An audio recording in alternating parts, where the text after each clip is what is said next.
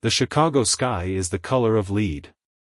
Below it, the airport breathes like a great machine, engines roaring, baggage carts cutting across the tarmac, hundreds of flights leaving the ground, that no one will remember by name. The camera drops. Gate B14. A child crying somewhere. A roller bag, with one dead wheel shrieking across the carpet. A man saying "absolutely" into his phone, and meaning none of it. Then someone walks through the gate door. Gray hoodie, washed pale. Sneakers worn down at the heel. A brown leather briefcase, two corners rubbed, through to the lighter hide beneath, the luggage of a man, who never saw a reason to replace something, that still worked. The agent scans his pass. She doesn't look up. Nobody looks twice. Close on the hand tightening slightly around the strap. Close on the eyes, calm in a way that should worry someone. The calm of a man who already knows how this ends. He turns left. First class. Seat 1A. And from the back of the cabin, someone has already started watching. O'Hare International Airport. Chicago. 1:47 in the afternoon. The kind of Tuesday that doesn't care about you. Gate B14 was doing what gates do. People moving. Bags rolling. A kid screaming somewhere near the Dunkin' counter. A businessman on his phone saying "absolutely" to everything, and meaning none of it. A woman dragging a roller bag that had lost one wheel, and was making everyone aware of it. Nobody noticed the man in the gray hoodie. Which was exactly the point. James Okafor walked through the gate door like a man who had somewhere to be, but wasn't in a hurry to prove it. 44 years old. Medium build. The hoodie was washed so many times the drawstrings had gone stiff. His jeans were dark, clean, but not new. His sneakers had seen better miles. His briefcase, brown leather, two corners worn down to the pale hide underneath, looked like something he'd carried since business school and never saw a reason to replace. He didn't look left. Didn't look right. Pulled his boarding pass from his front pocket. Handed it to the gate agent, without breaking stride. She scanned it. Handed it back. Didn't look up. He walked down the jet bridge. Nobody looked twice. And that, right there, was the whole plan. North Star Flight 508 to New York JFK was a Boeing 737. Full flight. The kind of route that runs 6 times a day, carries salespeople and consultants, and the occasional retiree heading to see the grandkids. Business in the front. Economy filling up fast in the back. James stepped through the aircraft door. Turned left. First class. 4 rows. 12 seats. Leather, wide, the kind of space that makes a 3-hour flight feel like an appointment rather than a punishment. He found 1A. Window. Stowed his briefcase in the overhead bin. Sat down. Buckled in. Pulled out his phone. Started reading. He'd been doing this for 20 minutes on 3 continents. He knew the routine. Brenda Holloway was 38 years old, and had been flying for North Star for 9 years. She knew this route like she knew the inside of her apartment. She knew which overhead bins jammed. She knew the galley water pressure dropped on the left side. She knew the first-class passengers by type, before they opened their mouths. The lawyer types. The finance types. The tech guys, who wanted to seem relaxed, and couldn't manage it. The older men, who ordered bourbon, before wheels up and called her sweetheart like it was 1987. She knew the type. And the man in seat 1A. Didn't fit it. She stood at the front of the cabin, and watched him for a moment. He was looking at his phone. Not in the way people look at phones to seem important. Just reading. Quietly. Like he was alone in a library. The hoodie bothered her. Not as a rule. Not as a policy. Just a feeling. Something that ran underneath her professional training like a current she couldn't name, and wouldn't try to. She walked over. "Sir." He looked up. "This section is for our premium passengers." She kept her voice even. Courteous. The voice she used when she needed someone to cooperate, before they understood they had to. "Can I see your boarding pass?"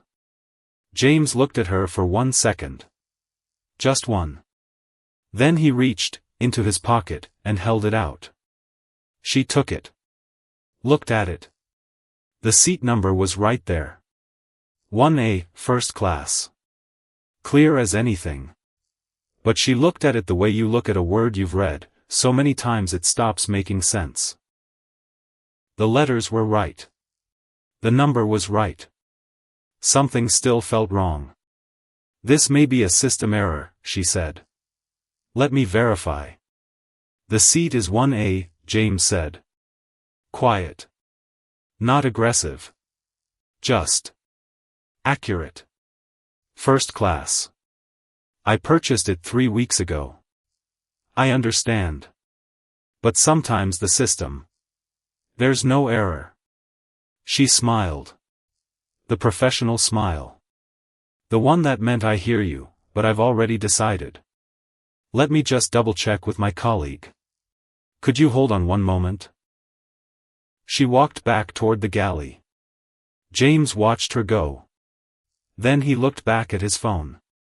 Her colleague was a woman named Patrice. 26. 6 months in. Still learning which battles to pick. Brenda pulled her 2 steps into the galley and spoke low.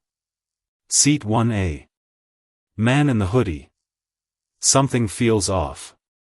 Patrice looked toward the front of the cabin. "He has a boarding pass." "Yes."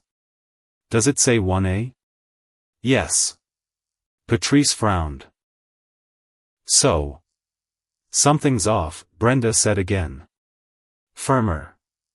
Like saying it twice made it true. Patrice opened her mouth. Closed it. Nodded. "Because 9 years outrank 6 months. Every time." They walked back together. "Sir," Brenda said. "We're going to need to see your ID as well." James looked up again. This time slightly slower. "My boarding pass is for verification, yes. But we also need a photo ID to confirm the booking." She kept the smile. "Standard procedure." It wasn't standard procedure. James knew it. Brenda knew he knew it. Neither of them said that part out loud. He reached into his briefcase. Took out his wallet. Removed his driver's license, and held it out, without standing up. Brenda took it. Illinois. James A. Okafor. The photo matched. The man in front of her looked exactly like the man in the photo. Which was obvious. Because that's how photo IDs work. She handed it back. "Thank you." She typed something into her tablet. Frowned at the screen. Typed again. "Sir, our records are showing that your original booking was for economy. Seat 32C. That's incorrect. The system is incorrect." The word incorrect landed hard. Not rude. Not loud. But there was something underneath it. A weight. Like the word had been used before. A lot. In rooms that should have known better. "Sir, I understand you may have made a mistake when you..." "I didn't make a mistake. When you selected your seat. It happens. The upgrade interface can sometimes be confusing." "I'm in my correct seat," James said. "I've been in this seat before. I'll be in this seat again." Brenda blinked. She wasn't used to that. The calm. Most people either got angry, which she could handle, or got small, which was easier. This man was doing neither. He was just sitting there, in his correct seat, telling her facts. It unsettled her in a way she didn't examine. She went to find the captain. Captain Dale Whitfield was 54 years old, and had been flying commercial for 22 years. Before that, 8 years in the Air Force. He had a voice that worked the same way whether he was talking to a first officer, or a room of 200 passengers. Even. Measured. Carrying the weight of someone who'd made decisions in bad weather, and lived with the outcomes. He was going through pre-flight checks in the cockpit, when Brenda knocked. "Got a situation in first class," she said. "Passenger in 1A. Doesn't seem right." Whitfield didn't look up from his checklist. "Boarding pass?" "He has one. But the system shows economy." "Did you check the manifest?" "The system." "The manifest, Brenda." She paused. "The boarding pass says 1A. Whitfield put down his pen. Looked at her. "And you checked the manifest?" Another pause. He stood up. Whitfield walked into the first-class cabin. Straightened his jacket. Scanned the row. James was still on his phone. Whitfield took one look. Gray hoodie. Worn briefcase. Sneakers. He'd been doing this 22 years. He thought he knew the type. "Sir." The captain's voice. No warmth, no hostility. Pure procedure. "I'm Captain Whitfield. I'm going to need you to take your economy seat. We have a departure in 31 minutes. James looked up. Slowly. "My seat is 1A, Captain. Our crew has indicated there may be an error in your booking." "There isn't. Sir." "Captain." And now there was something different in James's voice. Still calm. Still quiet. But precise. Like a surgeon picking up a very specific tool. "You haven't looked at my documents." Whitfield blinked. "My boarding pass. My ID. My frequent flyer card." James reached into his briefcase and placed 3 items on the armrest. Laid them out. Neat. 312,000 miles with Northstar. Platinum status. For consecutive years. Whitfield looked at the items on the armrest. Then looked at James. "Anyone can read them, Captain." A pause. The cabin had gone quiet. 2 passengers in 2A, and 3B had stopped typing. The man in 4C was watching, over his reading glasses. Nobody was pretending not to listen. Whitfield looked at the boarding pass. The frequent flyer card. The ID. He looked back at James. "The system is not a reason," James said. Whitfield's jaw set. 22 years. He'd handled drunk passengers, and medical emergencies, and a full cabin evacuation in Philadelphia in 2019. He didn't get rattled. He got controlled. "Brenda," he said. "Call security." The man in seat 2A was named Gerald. Gerald was 61 years old, retired from middle management at an insurance company in Indianapolis, and had opinions about things. "Son," Gerald said, leaning forward across the aisle. "Maybe just move. You're holding everyone up." James looked at him. Gerald met his eyes for about half a second. Then looked away. Seat 3B was Dr. Leonard Hayes. 58. Cardiothoracic surgeon at Northwestern Memorial. He'd spent the last hour at the gate reading a journal article about a new approach to aortic valve repair, and was not, at this particular moment, in the mood for nonsense. He'd been watching the whole thing. He waited. Long enough to be sure. Long enough to see that Whitfield had not once picked up those documents, and actually looked at them. Then he put down his journal. "Excuse me." Brenda turned. "Has anyone in this aircraft actually read his boarding pass?" "Sir, please don't. I'm asking a procedural question." Hayes's voice was steady. The kind of steady you get, after 20 years of telling families things they don't want to hear. That man presented his boarding pass, his identification, and his frequent flyer card. The captain asked him to move, before looking at any of those items. "I'd like to understand the procedure that justifies that sequence of events." Dr. Hayes. Leonard Hayes. "And I'm not being difficult. I'm being precise. There's a difference." Brenda looked at him. Hayes looked back. Neither blinked. James, in seat 1A, didn't say a word. He was watching. Taking notes on his phone. Quietly. Methodically. Darnell Osei was 31 years old, ran an aviation blog called Terminal Truth, that had 90,000 subscribers, and had taken this exact flight 11 times in the past 2 years, as part of what he called operational research, and what his mother called a strange hobby. He was in seat 3C.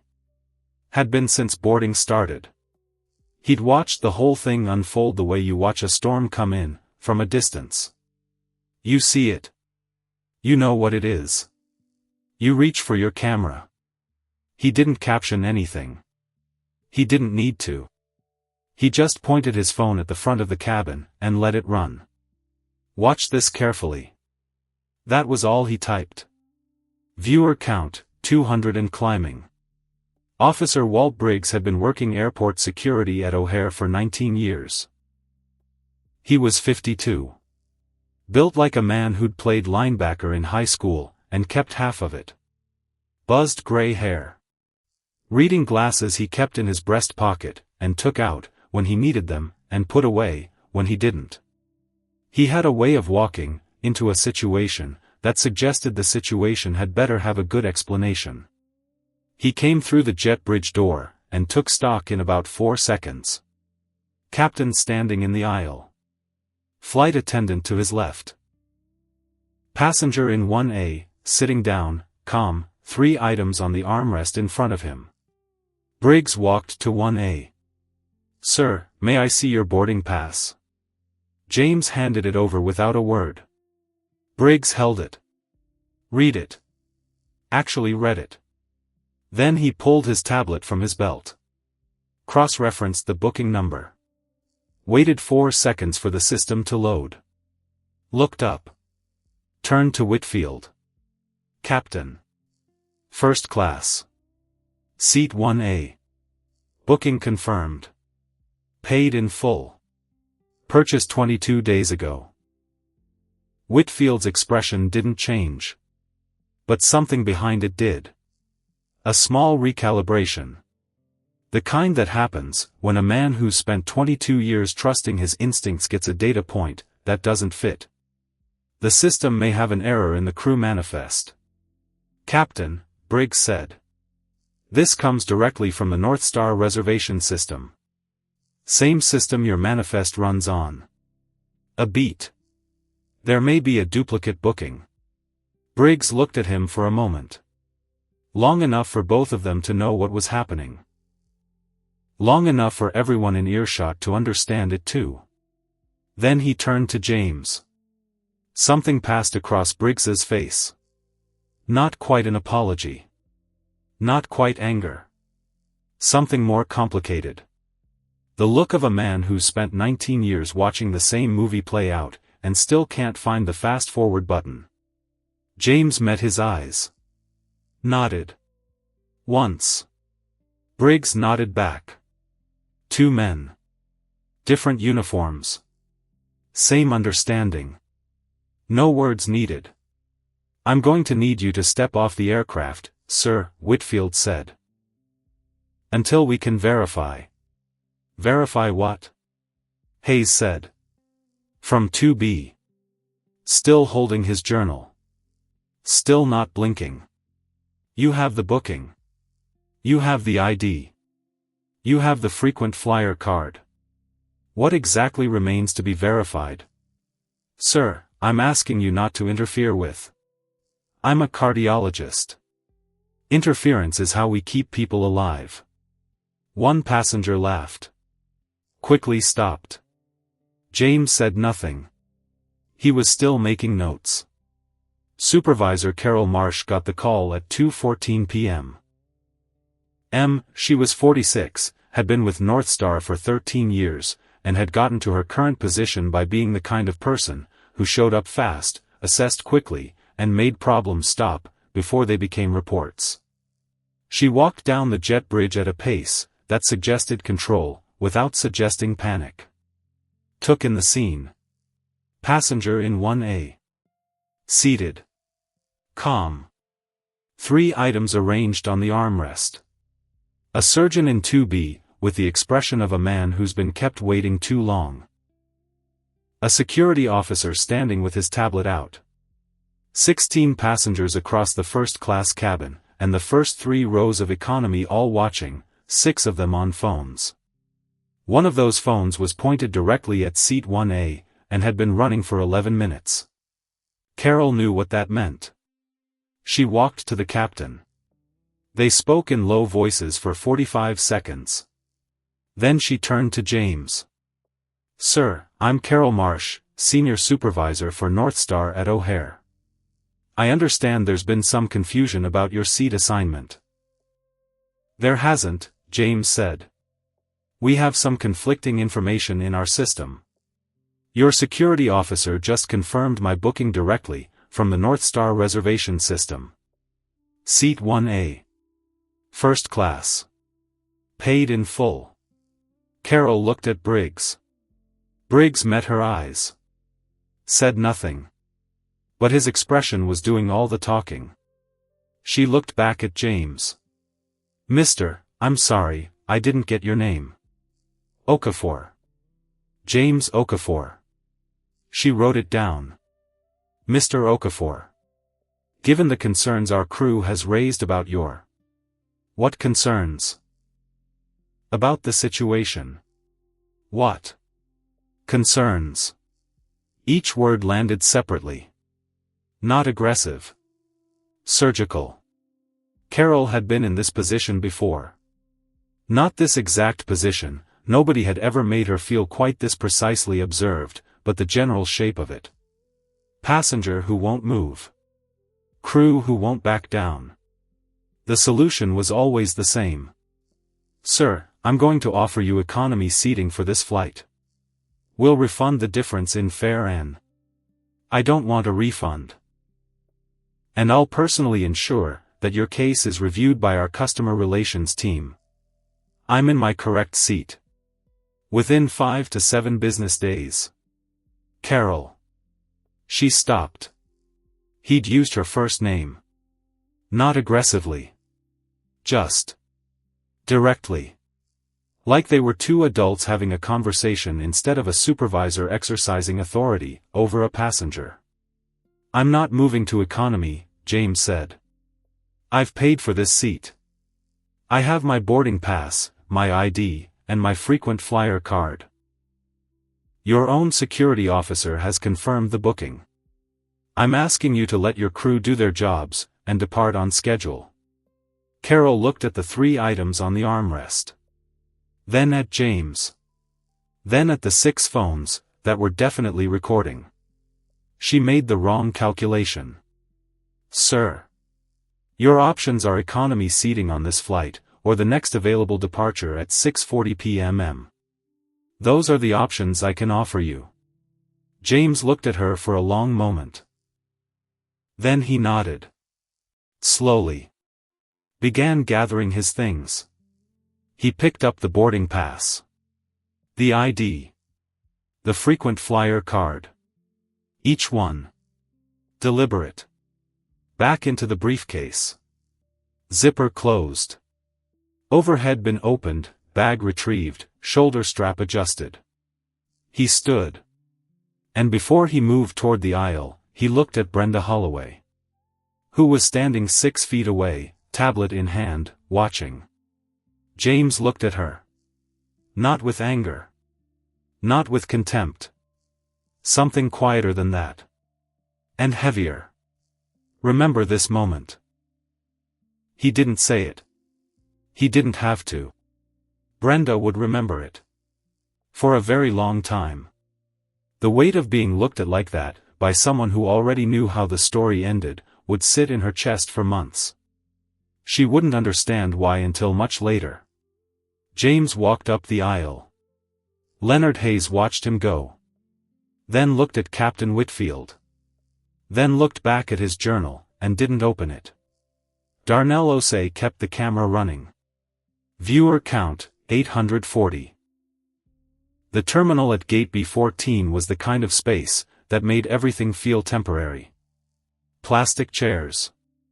Carpet that had seen 15 years of rolling suitcases. A CNN feed running on a mounted screen, with the sound off. A woman FaceTiming her daughter.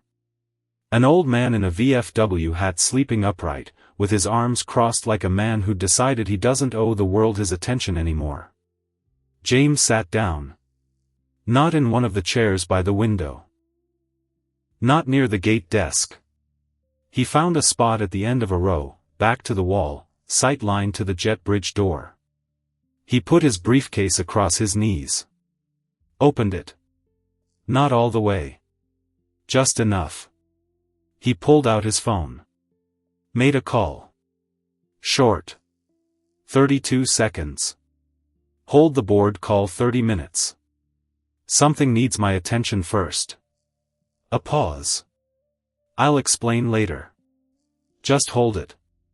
Carol Marsh was 12 feet away, standing near the gate podium. She heard it. Looked over. Looked away. Then looked back. Board call. Who was this man? She'd done 13 years of this. She had a system. People like this passenger, meaning people, who looked like this passenger, in clothes like those, carrying bags like that, didn't have board calls. They had meetings. Appointments. Shifts. Board calls were for. James opened his briefcase the rest of the way. And Carol Marsh, standing 12 feet away, saw the tab on the top document. 4 words. Printed in clean, professional type. North Star Airlines, acquisition strategy. The next line. Board confidential. Q4 review. Carol's brain did something she wasn't expecting. It stopped. Completely. For about 2 seconds, Supervisor Carol Marsh, who had handled delayed flights, and bomb scares, and a passenger cardiac event, and one extremely memorable incident involving an emotional support peacock, could not process what she was seeing. Because either she had made a very serious error, or she was about to make a much worse one. She looked at the document. Looked at James. Who was not looking at her. He was reading. Calmly. Like a man, who already knew what came next, and was content to let it arrive on schedule. 14 feet away, Darnell Osei had moved to the terminal. His camera was still running. He'd zoomed in on the briefcase, without getting close enough to be obvious. He couldn't read the document from here. But he could see Carol Marsh's face. And that was enough. Viewer count, 1,400. The comments section was starting to move fast. Gate B14. 1:58 p.m. The departure board updated. Delayed, 45 minutes. James Okafor sat, with his briefcase open, reading a document he'd read 3 times before, wearing a gray hoodie, with stiff drawstrings, and sneakers with some miles on them. He looked like a man waiting for a bus. He looked like a man, who had nowhere important to be. He looked like a man, who had walked into the wrong section of an airplane, and caused a minor scene, and was now sitting in a terminal being quietly inconvenient. That was the point. That had always been the point. Because here is the thing about James Okafor, that nobody in Gate B14 understood yet. He'd known exactly what was going to happen when he sat down in seat 1A. Not because he was psychic. Because it had happened before. On this airline. On 3 others. In airports from Atlanta to Amsterdam. In taxis and conference rooms, and hotel lobbies, and once, memorably, in a restaurant in Boston, where the maitre d' had lost his reservation despite the printed confirmation in his hand. He'd known. And he'd come prepared. The briefcase wasn't worn because he was careless. It was worn because he'd had it for 9 years, and never saw a reason to replace something that worked. The hoodie wasn't a mistake in wardrobe. It was laundry day. He owned suits that cost more than some people's car payments. They were in a garment bag, packed for the New York meetings. He'd chosen not to wear them today. He'd chosen to sit in the seat he paid for. In the clothes he was comfortable in.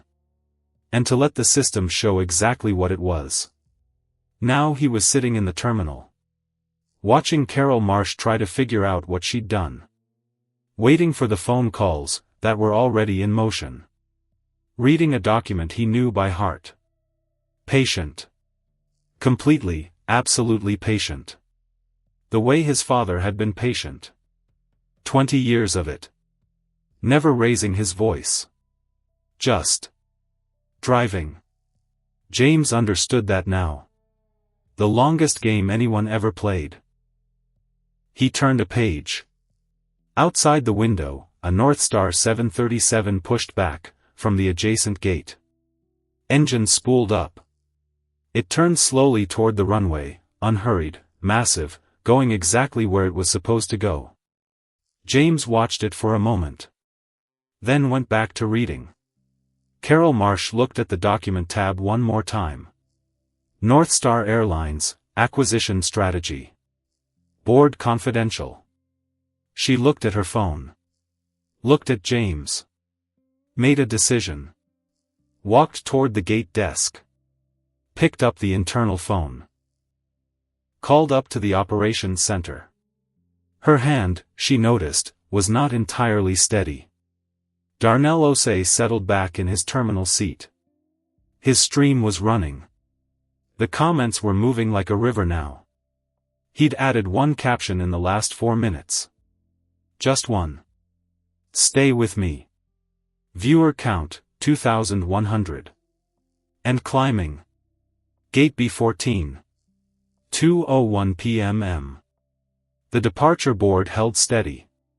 Delayed, 45 minutes. James Okafor turned another page. Somewhere over Lake Michigan, a phone was ringing in a conference room on the 38th floor of a building in downtown Chicago. Nobody in Gate B14 knew that yet. But they were about to. Gate B14. 2:03 p.m. The terminal had changed. Not the furniture. Not the carpet. Not the CNN feed running silently overhead, with the same 3 stories it had been cycling for an hour.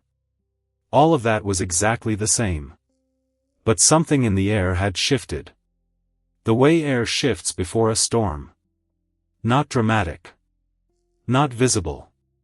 Just different pressure. The kind your joints feel, before your eyes do. 40 people were now in the gate area. Some had wandered over from adjacent gates. Some had never left. A woman with a stroller had stopped walking, and was watching. An older man in a Chicago Bears cap had put down his sandwich.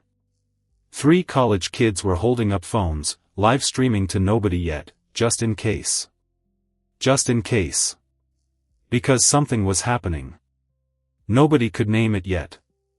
But bodies know before brains do. And every body in Gate B14 had turned slightly. Oriented. The way sunflowers turn without being told. Toward seat B14-7. Toward the man in the gray hoodie. Who was still reading. Carol Marsh was off the internal phone. She stood at the gate desk, with her hands flat on the counter, and her eyes on James Okafor, and her mind doing the math on 13 years of decisions, that had all seemed reasonable at the time. The operations center had told her nothing useful. Routine confirmation. System shows economy booking. Which she already knew. Which contradicted what Walt Briggs had pulled directly from the reservation system. Which meant either the system had two conflicting records, or someone had made a very specific kind of error. The kind of error that generated paperwork. The kind of paperwork that generated reviews. The kind of reviews that generated conversations with people above her pay grade. She looked at the briefcase. North Star Airlines, acquisition strategy. She looked at her phone. Opened Google. Typed, James Okafor. Hit search. Waited 3 seconds. The first result was Forbes. Okafor Capital Group, the quiet giant reshaping American infrastructure finance. Published 14 months ago. The photo showed a man in a charcoal suit at a conference table. Clean-shaven. Focused. The kind of posture that comes from decades of being the most prepared person in whatever room he walked into. The man in the photo was the man in seat B14-7. Same face. Same eyes. Same particular stillness. Different clothes. Carol scrolled. Assets under management, $3.4 billion. Named Dealmaker of the Year by Infrastructure Finance Weekly, 2024. Former Managing Director at two of the largest private equity firms in the country. Founded Okafor Capital in 2014. She stopped reading. Because she'd read enough. Her hands, she noticed, were no longer flat on the counter. They were gripping it. Okay. Okay. 3.4 billion. That's not a number, that means confused booking. That's not a number, that means wrong section. That's not a number, that means. He was sitting there for 20 minutes and nobody. I told him economy or the 640. I said those words.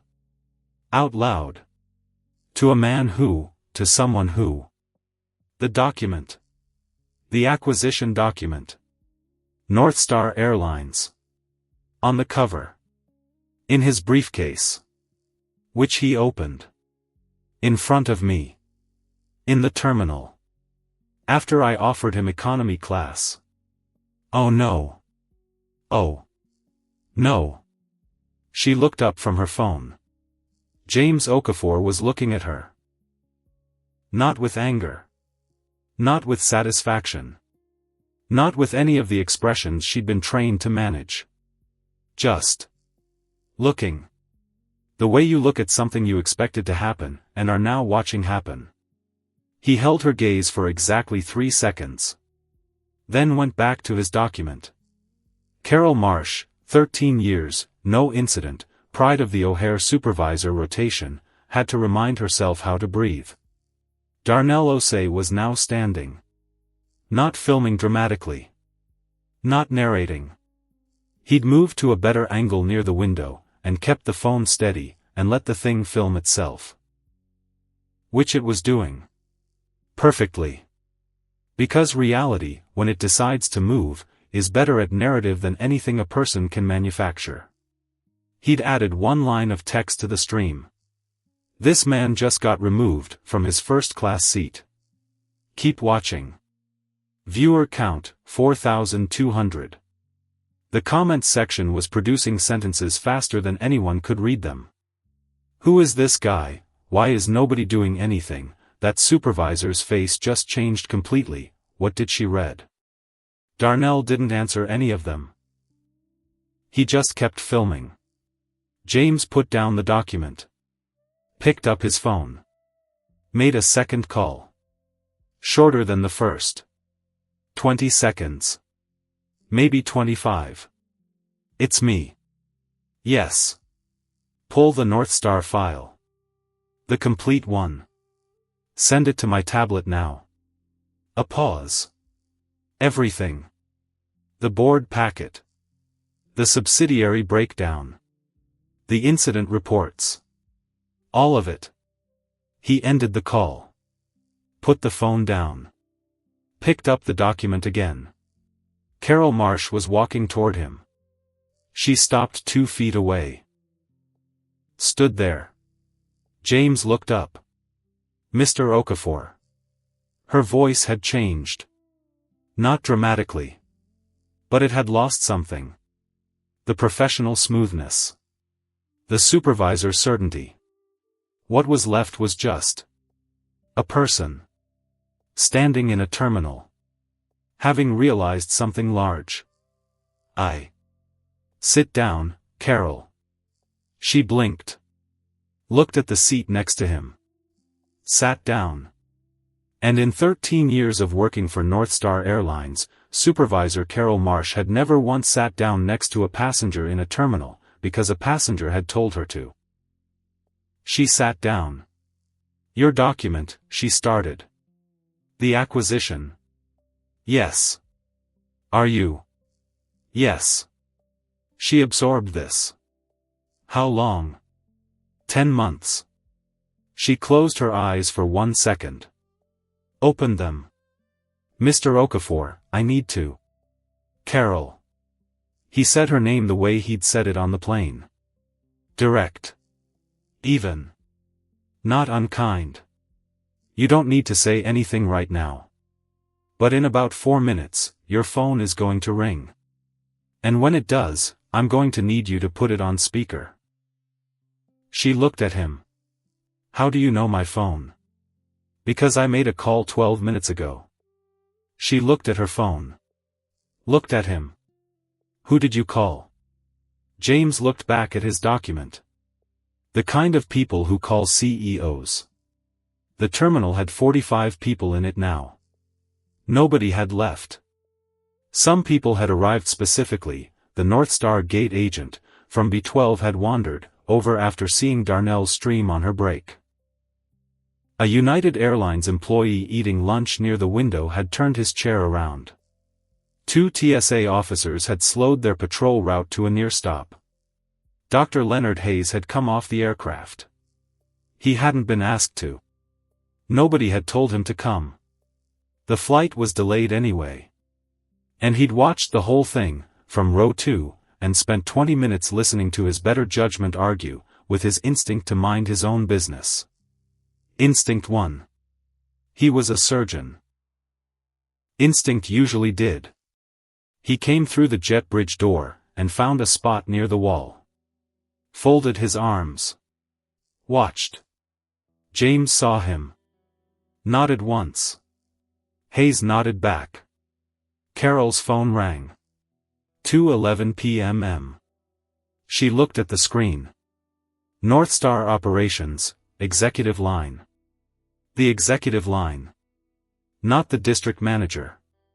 Not the regional supervisor. The line that had rung exactly twice in Carol Marsh's entire career. Once for a runway incident in 2019.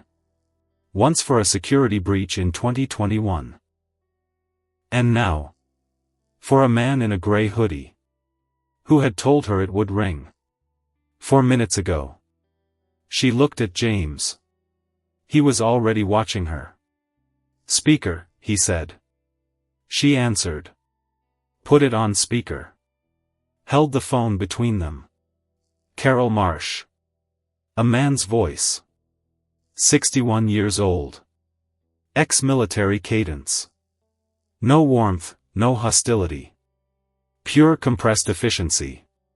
This is Tom Garrett. The CEO. 47 people in the terminal went completely silent.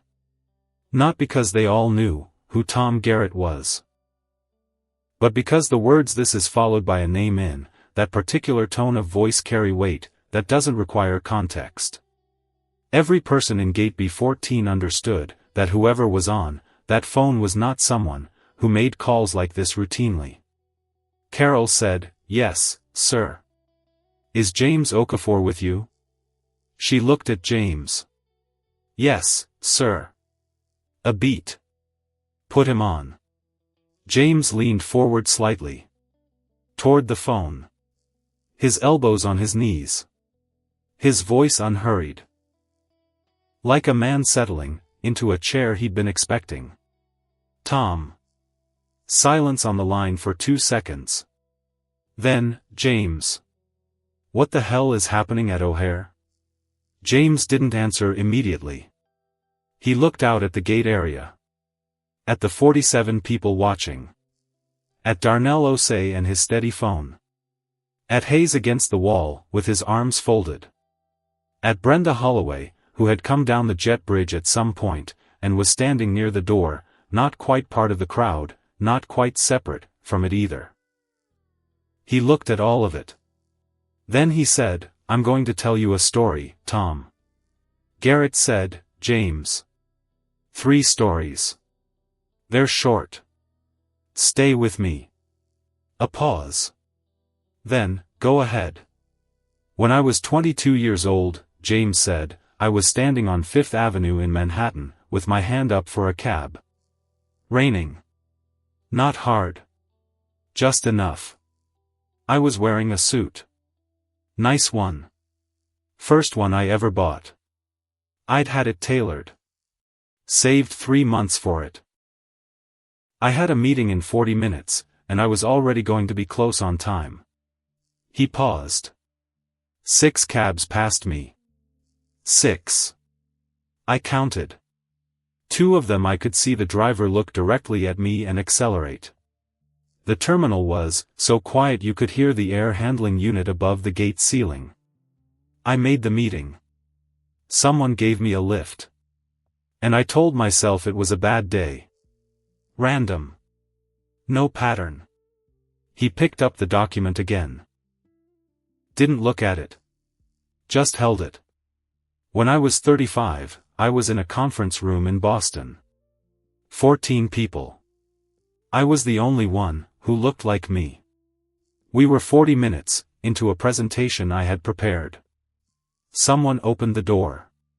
Looked around the room. Looked at me. Said, and I remember this precisely, "Could you get us some coffee?" Someone in the crowd made a sound. Not a word. Just a sound. Not because they thought I was staff. They knew I wasn't. But there's a version of a room that some people carry in their head.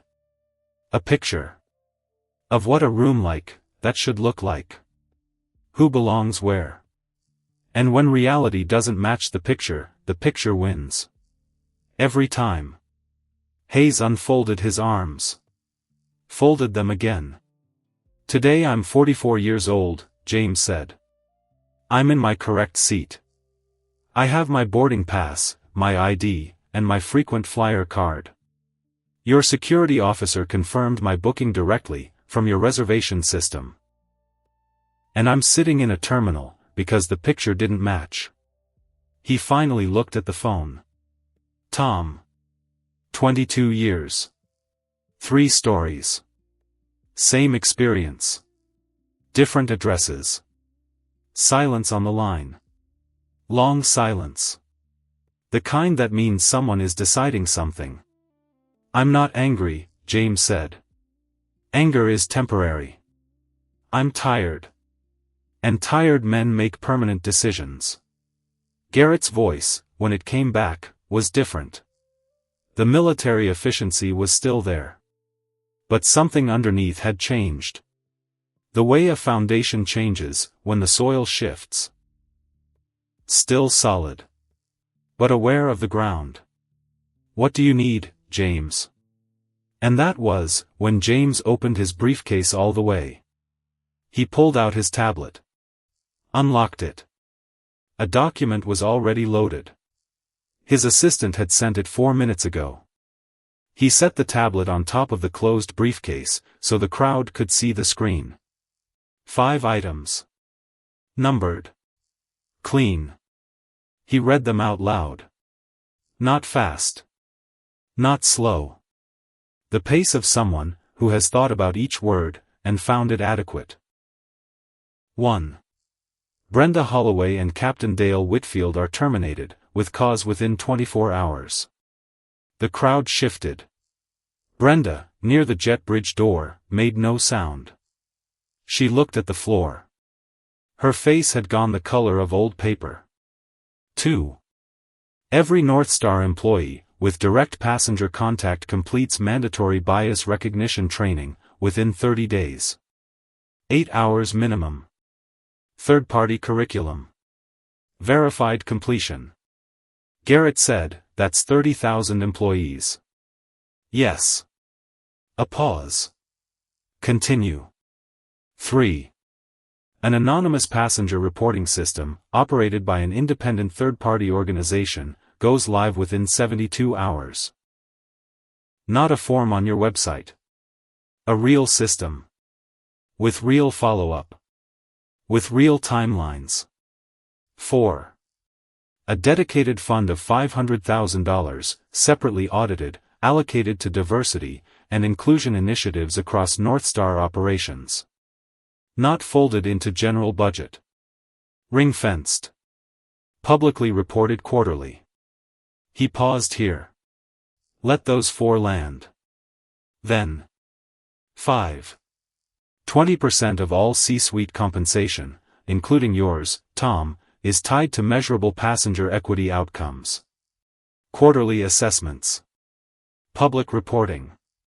Independent verification. Garrett said, that last one requires board approval. I know. I can't authorize it unilaterally. I know that too. Then. That's why I'm not asking you to authorize it. I'm telling you it's happening. Because in approximately 9 minutes, you're going to get a call, from 3 board members, who have been on a separate line for the last 7 minutes. And they're going to tell you the same thing. Silence. Complete silence. Garrett said, you've been busy. I've been sitting in a terminal, James said. It's what I do, when people give me time I didn't ask for. Nobody laughed. It wasn't that kind of moment.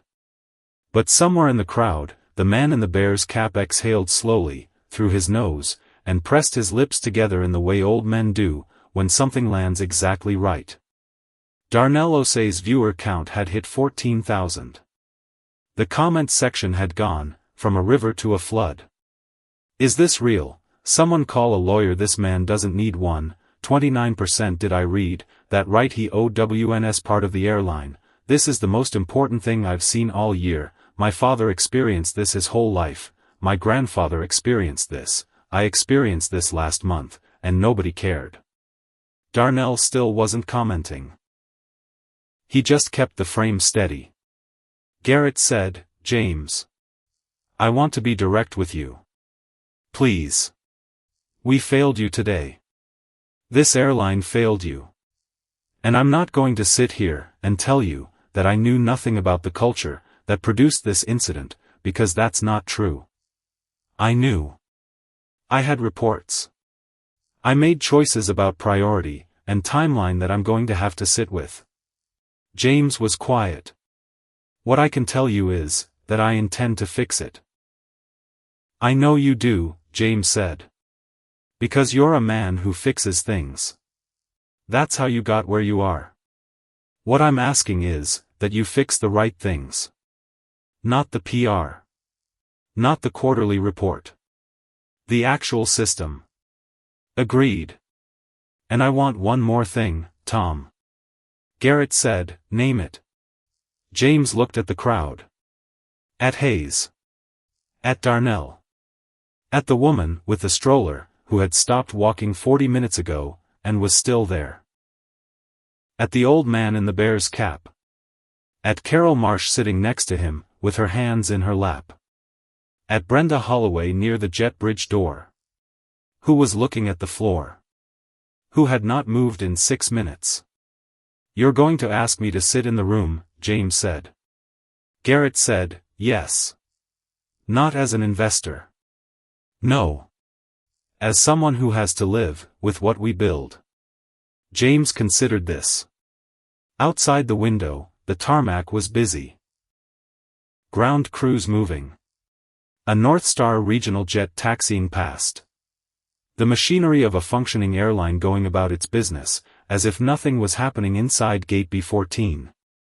Every week, James said. Every week, Garrett agreed. Starting next Tuesday. I'll have my assistant call yours. And Clause 5. A long pause. Including Clause 5, Garrett said. The crowd exhaled. Not all at once. In waves. Like something had been pressing down on the room for 40 minutes, and had just, quietly, released. The woman with the stroller put her hand over her mouth. The man in the bear's cap looked at the floor, and nodded slowly. Once. The way men of a certain age nod, when something they've been waiting a long time to see finally happens. Not happy, exactly. Just. Confirmed.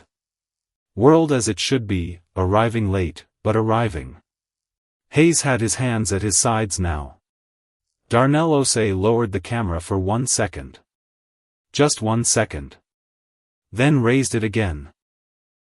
Garrett said, "Is there anything else?" James said, "One thing." "Go ahead." "There's something you don't know about, Tom. Something I need you to hear." He reached back into the briefcase.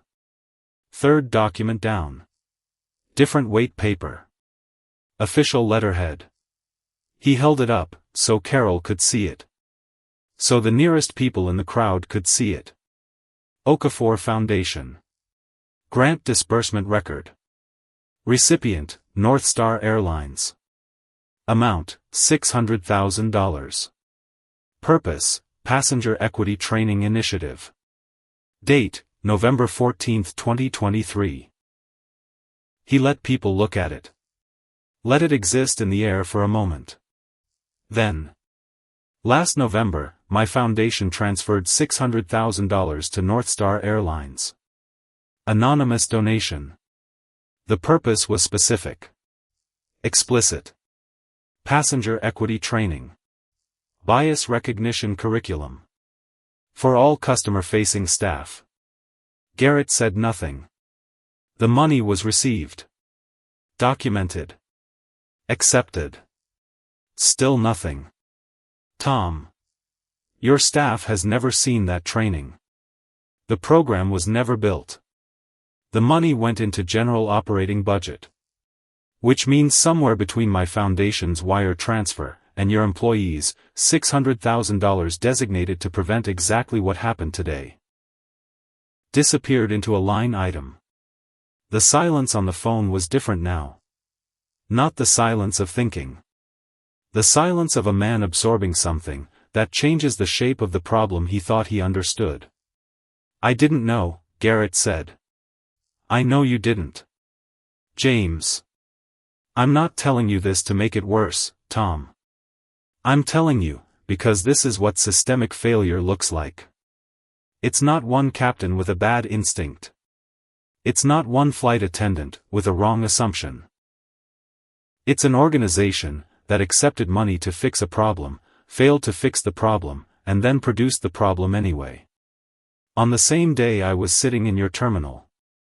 Garrett said, I will find out where that money went. I know you will.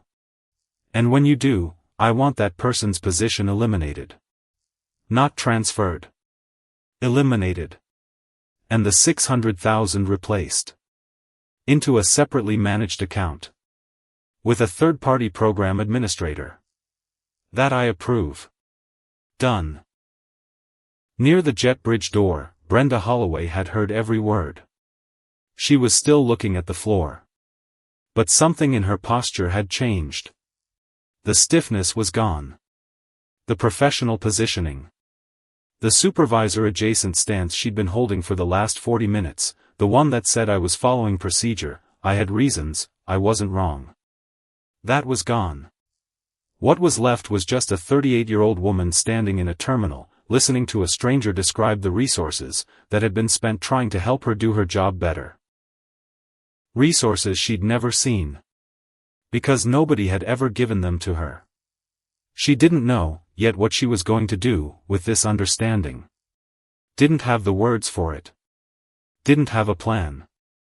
She just knew, standing there, that something had cracked open in her chest, and the crack wasn't closing. Garrett said, "James. I have to ask you something." "Go ahead." "Why the hoodie?" The crowd stirred. Darnell zoomed in slightly. James looked down at himself. At the worn gray cotton. At the stiff drawstrings. It was laundry day, he said. 2 people in the crowd laughed. Genuine laughs. Not at the situation. At the honesty of it. The absolute mundane honesty of the most important detail in the room. Laundry day. That's all this was. A man wore comfortable clothes on a travel day, because his good shirts were in the wash. And the system, the whole architecture of assumption, and bias and professional instinct gone wrong, treated that as evidence. Garrett said, "Laundry day." "Laundry day," James confirmed. Another pause. "Okay," Garrett said. And there was something in his voice now. Not regret. Not shame. Something more complex than that. The voice of a man who has run an operation for 20 years, and just found the gap he didn't know existed. The one that was always there. Okay. The call ended. James put the phone on top of the briefcase. The crowd didn't cheer. This wasn't that kind of moment. Nobody was pumping fists or taking victory photos. It was quieter than that. Heavier. The man in the bear's cap stood up. Slowly. The way older men stand up, from airport chairs. Took a breath. Looked at James. Didn't say anything. Just nodded. The way a man who's been around long enough nods at something he's been waiting to see. Not surprise. Recognition. James nodded back. Carol Marsh was still sitting next to him. She hadn't moved in 20 minutes. "Mr. Okafor," she said. Her voice was low. Not a whisper. Just. Reduced. "I owe you an apology." "Yes," James said. "You do." She flinched slightly at the directness. "But that's not what I need from you right now," he continued. "What do you need?" He looked at her. "You've been with North Star 13 years. Yes. You know where it breaks." She was quiet. "That's more valuable than an apology," James said. "When Garrett's team calls you tomorrow, tell them everything.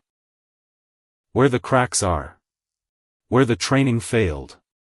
Where the system let people build the wrong instincts, because nobody built the right ones. Tell them all of it." Carol looked at him. "You're not removing me from my position?" "I recommended Garrett demote you," James said. "Not fire you. There's a difference. And yes, it's deliberate." She absorbed this. "The people who know where systems break," he said, "are the ones who have to help fix them. As long as you actually do it." She nodded. Once. Slowly. The nod of a woman making a decision she's going to have to live with. Which is the only kind of decision worth making. Walt Briggs appeared. He'd been at the edge of the crowd for the last 15 minutes. Watching. Not filming. Not commenting. Just. There. He waited until the crowd began to thin slightly. Until the immediate density of the moment had eased just enough. Then he walked over. James stood. Briggs extended his hand. They shook. Firm. Brief. Briggs said, 19 years. That was all. Just those 2 words. James looked at him. "I know." Briggs said, "How?" "Due diligence. We pulled every incident report filed at North Star's major hubs going back 5 years. Yours went back further. We read all of them. Briggs was quiet. Every single one, James said. Briggs looked at the floor. Not at his feet. At the floor. The way a man looks at a distance, that isn't really there. The way you look, when you're absorbing something, that rearranges what you thought you knew about the last 19 years. 19 years of filing reports. Of documenting what he saw. Of submitting the paperwork, and watching it go, into whatever system paperwork goes into. Assuming nobody was reading. Assuming the machine was eating it. Assuming, because what else do you assume, when nothing changes, that the effort was pointless? Not pointless. Not eaten. Read. By someone with a briefcase, and a worn pair of sneakers, and 29% of the company. They mattered, James said.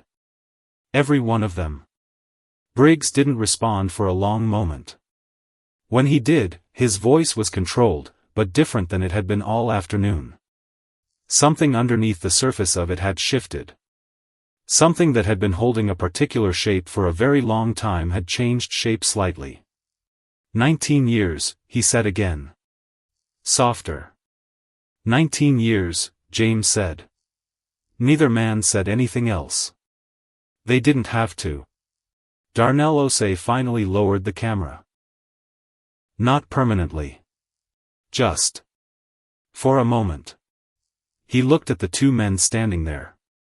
The handshake that had already ended. The particular quality of silence between them. He typed one line into his stream. This is what it looks like, when things start to change. Viewer count, 21,000. The comments section had slowed. Not because people had stopped watching. Because some things make you put down your phone, and just sit with them. Gate B14. 2:47 p.m. The departure board updated again. North Star Flight 508, New York JFK. Departure, 3:15 p.m. Now boarding, new crew. A new flight crew was coming down the concourse. Captain Whitfield was already on a call with HR, Carol Marsh stood at the gate desk alone now. The crowd had thinned. She held her radio. She thought about 13 years. About the decisions, that had seemed reasonable at the time. About a man, who wore a gray hoodie on laundry day, and sat in the seat he paid for. And about what it meant, that she had looked at him, and made a calculation. And what it meant, that the calculation had been wrong. She put the radio to her mouth. Picked up the frequency. And started making the calls, that needed to be made. James picked up his briefcase. Closed it. Stood. Dr. Leonard Hayes walked over from his spot against the wall. That was something, Hayes said. It was a Tuesday, James said. Hayes almost smiled. It was a Tuesday. They stood there for a moment. Two men, in a terminal, on a Tuesday, that had become something larger than Tuesdays usually manage. Thank you, James said. For speaking up. I'm a surgeon, Hayes said. I can't watch someone get the wrong diagnosis. James picked up his bag. Hayes picked up his journal.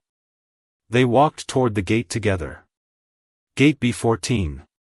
3:02 p.m. James Okafor stood in the boarding line. Boarding pass in hand. Same boarding pass. Same gray hoodie. Same worn briefcase. He handed the pass to the gate agent, a different one, from this afternoon, young, efficient, already moving on to the next passenger, before James had fully stepped away. She didn't look twice. He walked down the jet bridge. Turned left. First class. Seat 1A. Window. He stowed his briefcase. Sat down. Buckled in. Pulled out his phone. Started reading. Outside the window, Chicago was doing what Chicago does. Gray sky. A wind that didn't apologize for itself. The lake somewhere to the east, cold and permanent. James looked at it for a moment. Then looked back at his phone. There was a message from his assistant. Board call confirmed for Tuesday. Garrett's office confirmed 9 a.m. And below that. One other thing. A woman named Simone Hartwell sent you an email. Subject line, I was on a different flight. I think you should read it. James opened the email. Read the first line. You had 29% of the company. I had a screenshot of my boarding pass, and nobody believed me. He read to the end. Put the phone face down on the armrest. Looked out the window for a long moment. The engines were spooling up. The plane began to move. And somewhere 38 floors above downtown Chicago, in a conference room, with a view of Lake Michigan, a phone was ringing. And ringing. And ringing. Tom Garrett answered it. Listened. Said one sentence. I know. I just got off the phone with him. North Star Flight 508. Wheels up. 3:17 p.m. 2 minutes late. Which, all things considered, was nothing. Chicago. Wednesday morning. 7:14 a.m. The city was doing what it always does. Moving. Not gracefully. Not beautifully. Just, moving. The way cities, that have been, through things move. With purpose and without apology. Trucks on the lower deck of Wacker Drive. A train rattling north on the elevated. Steam rising from a grate on Michigan Avenue like the street itself was exhaling. James Okafor's office was on the 38th floor of a building that looked east toward the lake. He was already at his desk. He'd been there since 6. Not because of yesterday.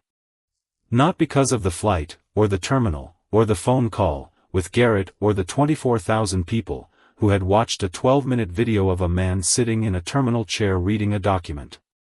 He was there, because he was always there at 6. That part hadn't changed. What was different was the email. Still open on his screen. The one his assistant had flagged. The one he'd read at 30,000 feet somewhere over Indiana. The one from a woman named Simone Hartwell, who had started it, with 11 words, that had been sitting in the back of his mind ever since. You had 29% of the company.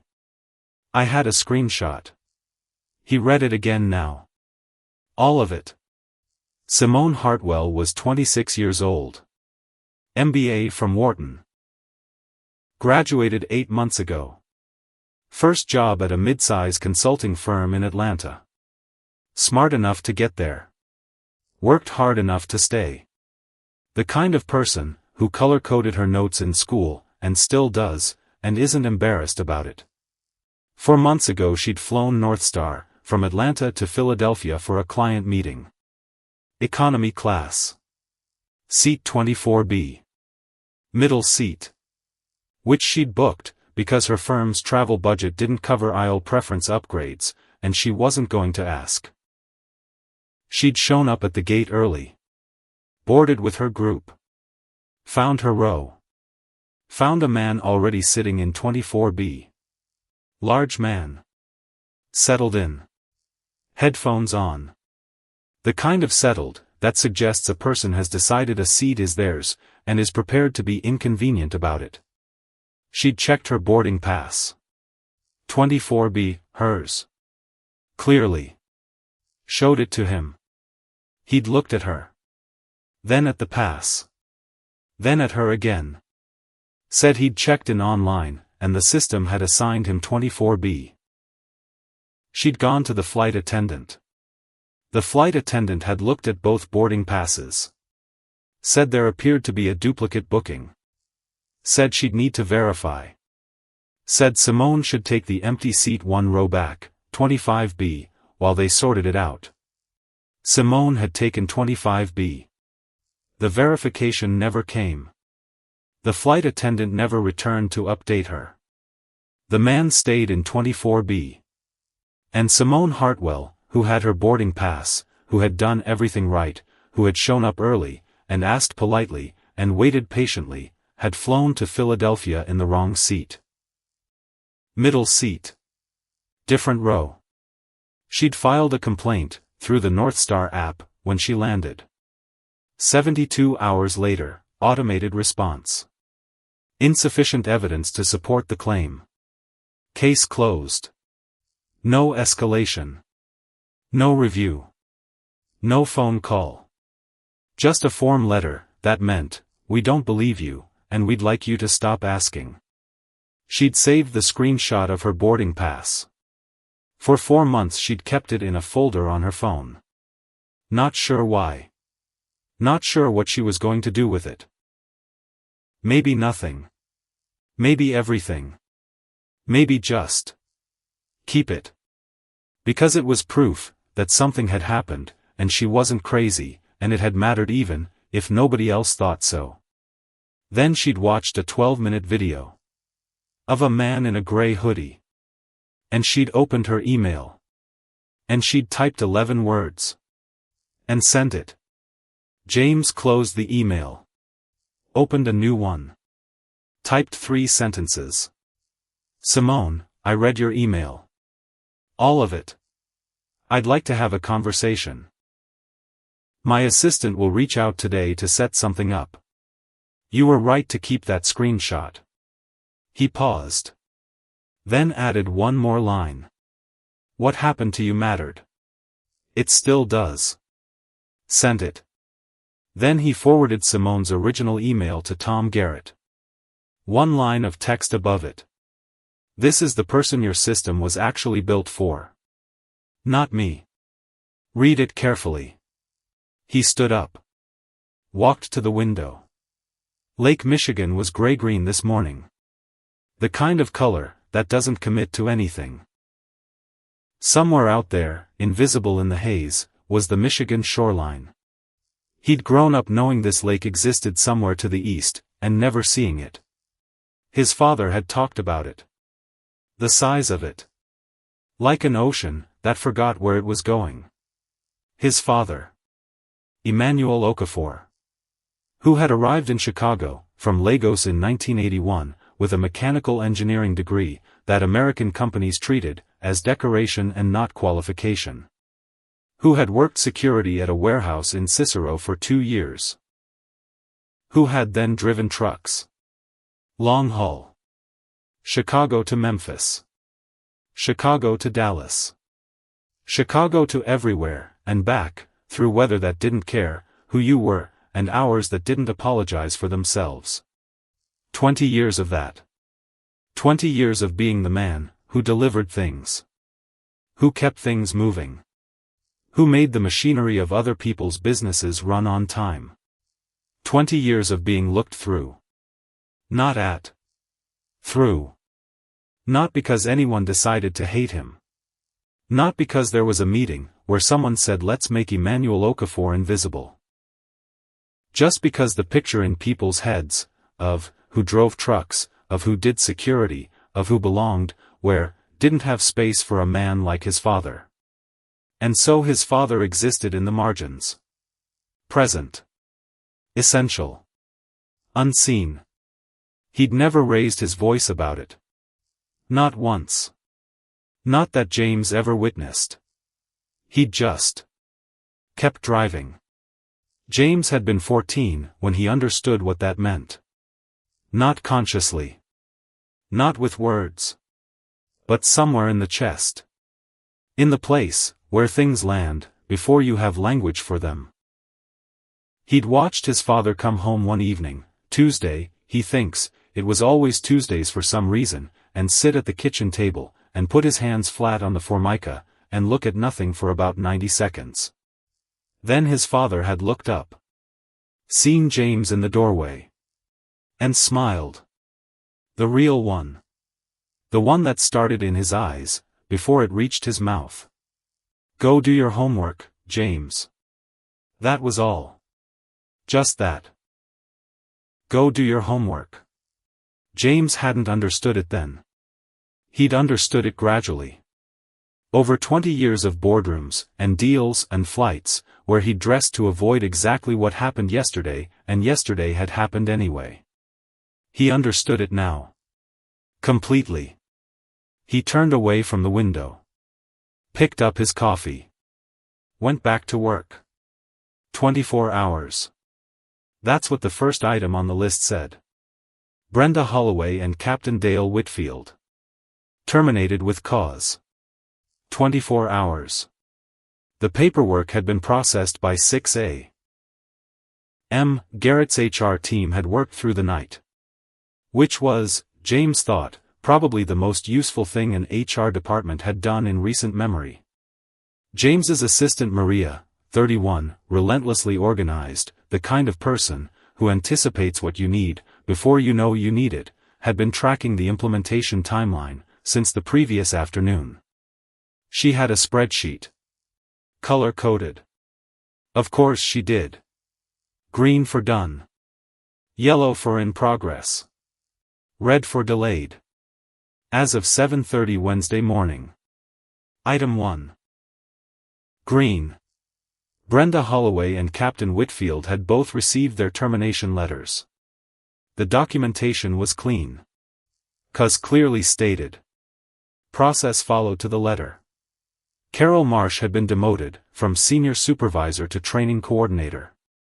Effective immediately. She'd been told in a 30-minute meeting with her regional director at 5:45 that morning. The regional director reported back. Carol had not argued. Had not deflected. Had listened to the full terms, asked 2 clarifying questions about her new responsibilities, and said she understood. Which was, James thought, probably the most useful thing Carol Marsh had done in 13 years. Item 2. Yellow. The training curriculum was being developed.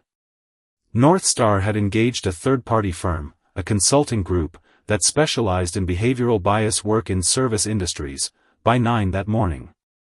Curriculum would be ready for review in 14 days. Full rollout in 30. Item 3. Yellow. The anonymous reporting system vendor had been selected. Contract signed. System architecture being configured. Live date, 72 hours from now. Item 4. Green. The $500,000 fund had been established. Separately held. Third-party administrator named. First public report due in 90 days. Item 5. Pending board vote. Scheduled for Friday. And the $600,000. The disappeared $600,000. That audit had started at 8 a.m. 3 people on it. James's CFO and 2 of Garrett's internal investigators working in parallel. They'd find where it went. It would take a few days. But they'd find it. They always find it. Maria knocked on the office door at 8:15. Mr. Okafor. You have a call from Garrett's office in 15 minutes. And. She paused.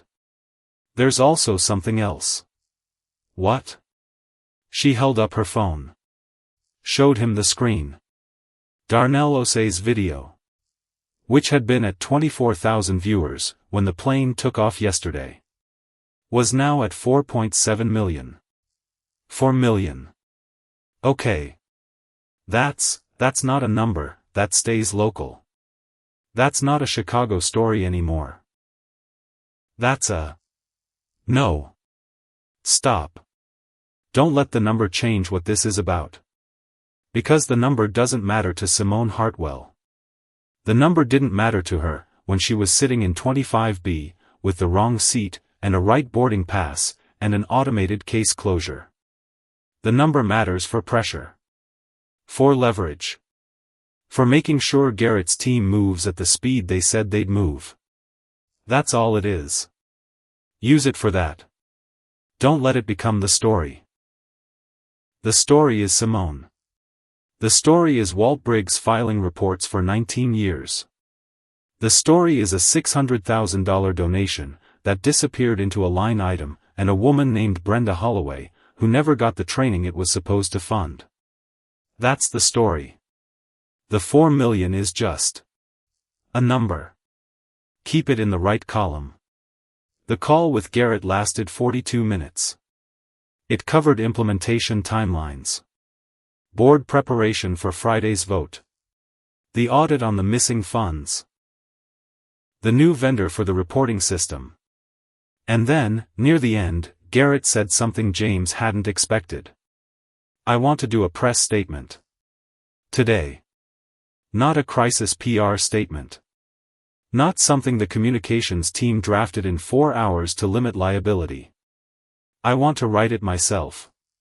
James said, okay. I wanted to name what happened. Clearly. Not an incident occurred. Not a situation has come to our attention. What happened? What we did wrong. What we're doing about it. James was quiet for a moment. Tom. That exposes you to legal liability. I know. Your counsel is going to push back. They already have. For the last 2 hours. And I told them that a statement that tells the truth is less expensive than the alternative. In every sense of the word expensive. A pause. Was I wrong? James looked out at the lake. No, he said. You weren't wrong. Then I'm doing it. Another pause. James. I want to ask you something off the record. Go ahead. When you sat down in that seat yesterday, you knew this might happen. It wasn't quite a question. I knew it was possible, James said. But you didn't dress to prevent it. No. Why? James thought about his father. About the kitchen table. About the hands flat on the formica. Because I'm tired of dressing to prevent it, he said. Because every time someone like me dresses to prevent it, the system learns nothing. It just gets better at hiding. He paused. The only way to show a system what it is to let it be itself. Garrett was quiet for a long time. Laundry day, he said finally. Laundry day, James said. Thursday. The audit found the money. It had been rerouted 9 months ago by a mid-level finance director named Gerald Pruitt, who had looked at the $600,000 restricted grant, looked at Northstar's Q3 operational budget shortfall, and made a decision he probably thought was temporary. It was not temporary. The training program had never been commissioned. The vendor had never been contacted. The internal memo about the grant had been filed in a folder that nobody reviewed, and nobody missed. Gerald Pruitt was 43 years old. 15 years with Northstar. He was called into a meeting Thursday morning, and did not come out of it with a job. His position was eliminated. Not restructured. Not transferred. Eliminated. The $600,000 was replaced. Out of Northstar's operating budget. Into a separately administered account, with James's foundation as co-trustee. By Thursday afternoon, the vendor for the passenger equity training program had been contacted. 9 months late. But contacted. Friday morning. The Northstar board voted on Clause 5. 14 members. 2 remote. The vote was 11-3 in favor. 20% of all C-suite compensation tied to measurable passenger equity outcomes.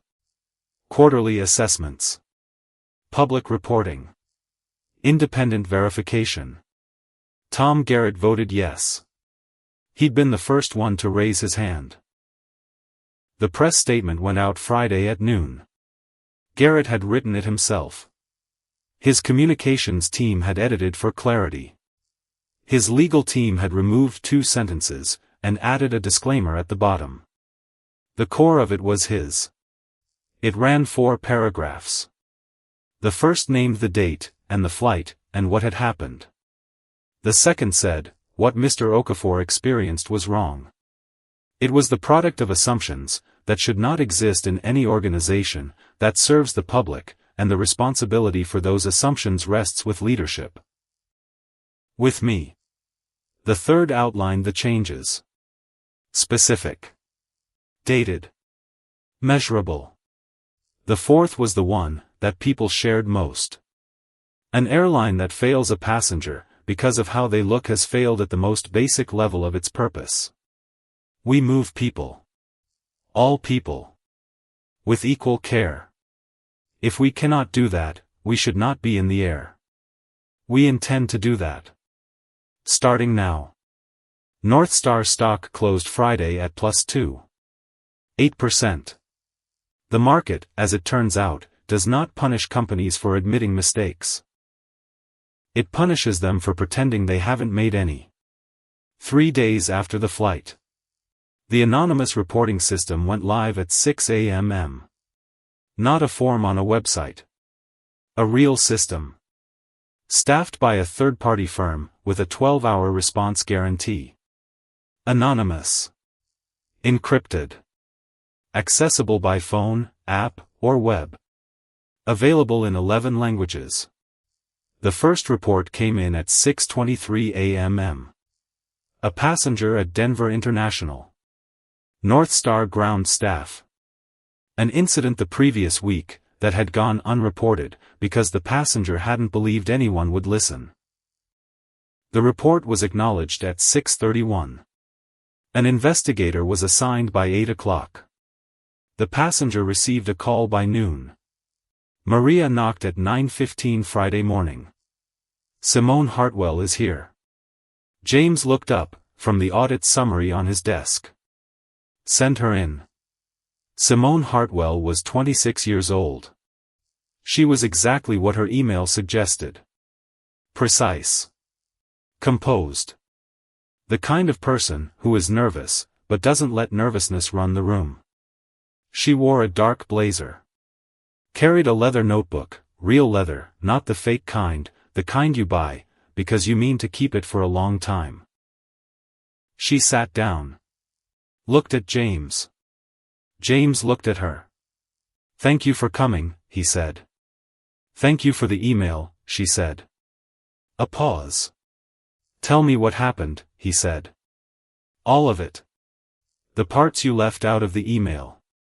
And she told him. The full version. The man in 24B who hadn't moved.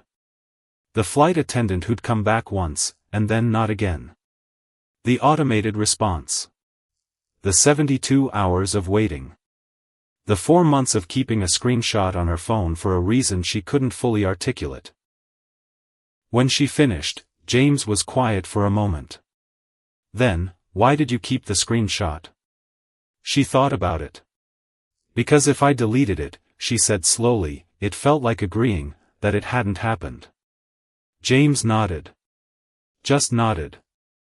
Like she'd said something he already knew was true, but needed to hear said by someone else. Simone. He leaned forward slightly. What do you want to do about it? She blinked. What? Your case. What do you want to happen? I mean, I filed a complaint. They closed it. I don't know if there's anything. There is, he said. Your case is actionable. The evidence is clean. The documentation is yours. What I'm asking is what you want the outcome to be. She looked at him. I don't want money, she said. Quickly. Like she'd been thinking about how to say that and was glad to get it out. I mean, I wouldn't turn down an apology from North Star. But that's not the thing. What's the thing? She looked at her notebook. The automated response, she said. That's the thing. Not the incident itself. The response. The fact that a system was designed to make it easy for the airline to say no. To close cases without looking at them. To make the barrier high enough that most people just stop. She looked up. That's the thing I want fixed. James said nothing for a moment. Then he smiled. Small. Genuine. Okay, he said. Okay, what? Okay, let's fix it.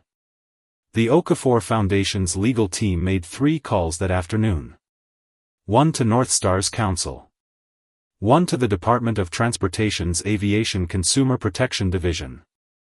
1 to a class action attorney in Washington, D.C. named Patricia Owens, who had spent 15 years doing nothing but transportation discrimination cases, and had a filing cabinet full of cases that looked exactly like Simone Hartwell's. By the end of the day, Simone's case had been reopened by North Star under the new reporting protocol. By the end of the week, she'd spoken to Patricia Owens twice. By the end of the month, Owens had identified 47 similar cases across North Star and 3 other carriers. All with the same pattern. Automated closure. Insufficient evidence. No escalation. No review. The class action would take time. Class actions always take time. But they'd started. And starting is everything. 2 weeks after the flight. James's office. Friday afternoon. Walt Briggs came to see him. James had reached out the previous week. A simple message, through the North Star HR department, which was unusual, which was probably why Briggs had agreed to come. He arrived exactly on time. Which surprised James not at all. He came in the way he'd come, into everything James had seen him do. Without ceremony. Without announcement. Just present. They sat across from each other at the small conference table by the window. Not the big desk. The small table. The kind you sit at when you want a conversation rather than a meeting. James had a laptop open. He turned it to face Briggs. On the screen, a spreadsheet. Long organized by date. Going back 19 years. Every incident report Walt Briggs had filed at O'Hare. Every single one. 214 reports over 19 years. Organized. Categorized. Cross-referenced with North Star flight data and complaint records. Briggs looked at the screen. His jaw tightened almost imperceptibly. My team pulled these 18 months ago, James said. When we started the due diligence process for the North Star acquisition. Briggs said nothing. Your reports were one of the primary reasons we flagged passenger equity as a material risk in the investment analysis. Briggs looked up. My reports. Your reports, James said. 214 of them. They didn't disappear, Walt. They went into a system that wasn't designed to act on them. But they existed. They were there. And when someone with the right access started looking, they were exactly what we needed to understand what was wrong. Briggs looked at the screen again. At his own name. At his own dates. At 19 years of documented observations that he'd submitted into what felt like a void and had assumed was one. Every one of them, James said again. Briggs was quiet for a long time. When he finally spoke, his voice was steady. Controlled. The way voices get, when you've had a lot of practice keeping them that way. I almost stopped, he said. About 4 years ago. Almost just. Stopped filing. What kept you going? Briggs thought about it. Habit, he said. Finally. I'm ex-Army. You document what you see. You write it down. Not because you know what's going to happen to it. Because it happened. And things that happen deserve to be written down. James nodded. That instinct, he said, is worth more than you know. Briggs looked at him. North Star is creating a new position, James said. Head of Passenger Advocacy. It's operational, not ceremonial. Real authority. Direct line to the COO. Responsibility for overseeing the new reporting system. For ensuring complaints are actually investigated. For being the person in the building, who is specifically accountable for what happens, when passengers aren't treated right. Briggs was very still. The position was my suggestion, James said. The candidate is Garrett's decision. But I told him I had a name. Briggs said, I'm airport security. You've been airport security, because that's where you were, James said. It's not a ceiling. It's a starting point. Briggs looked at the laptop screen. At 214 reports. At 19 years. Walt. James leaned forward slightly. You've been watching this thing break for 2 decades, and writing down every crack you saw. There's no one better qualified to help build the replacement. Briggs didn't answer right away. The lake was visible, through the window behind James. Gray-green. Big. Patient. I'd need to think about it, Briggs said. Take the weekend, James said. Briggs nodded. Stood. They shook hands. And Walt Briggs walked out of the office the same way he'd walked, into everything else. Without ceremony. Exactly on time. He called Monday morning. Said yes. 3 weeks after the flight. A letter arrived at James's office. Handwritten. On plain paper. The kind you pull from a printer tray. No letterhead. No official weight to it. Just paper. And a pen, that pressed a little hard in places, like the person writing it wasn't sure of the words, and was making up for it with pressure. James read it at his desk. Alone. Mr. Okafor. I don't expect you to read this. I'm sending it, because I need to write it, and because you deserve to know, not because I expect anything, from you in return. My name is Brenda Holloway. I was the flight attendant on Northstar 508. I've been thinking about what to say for 3 weeks, and I'm not sure I've found it yet. But here's what I know. 6 years ago I was working a flight out of Dallas. A first-class passenger, older man, expensive suit, clearly had a bad day, and decided to share it, spent 40 minutes making me feel like I was less than a person. The names he called me. The way he talked. The way he looked through me. I reported it. Northstar's response was a form letter. Standard. Something about how they appreciated my feedback, and valued my contributions. Nothing else. No process. No support. No conversation. I never told anyone what that did to me. I just kept flying. And I built a way of reading people, that I thought was protection. Looking for who was going to be a problem, before they had the chance. Being first. Being faster than the threat. I didn't understand, until I heard you say the number, $600,000, that someone had tried to help me. That someone had sent money specifically to fix what was wrong, with how I'd learned to see people. And that money had vanished, before it reached me. I don't know how to hold that. I'm still figuring it out. What I know is, that I looked at you, and saw something I was afraid of, and acted on the fear. And that was wrong. Not a mistake. Wrong. There's a difference and I know it. I became the thing I was afraid of. I don't know what comes next for me. But I wanted you to know, where the wall came from. Because you deserve to understand it.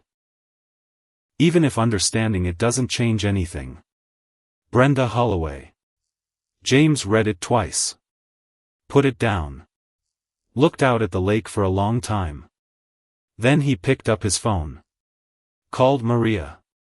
Get me a contact for Brenda Holloway. Whatever's current. Maria said, should I set up a meeting? James thought about it. No, he said. Get me a number. I'll call her myself. The conversation lasted 22 minutes. James did not record it. Did not have his assistant present. Did not take notes. He just talked to her. He told her about the training program. About where the money had gone. About Gerald Pruitt and the rerouted grant, and the 9 months, when a curriculum that might have reached her had sat in a folder nobody opened. Brenda Holloway was quiet for a long time after that. Then she said, "I still would have made assumptions." "Maybe," James said. "But you would have had tools to catch them. To slow down.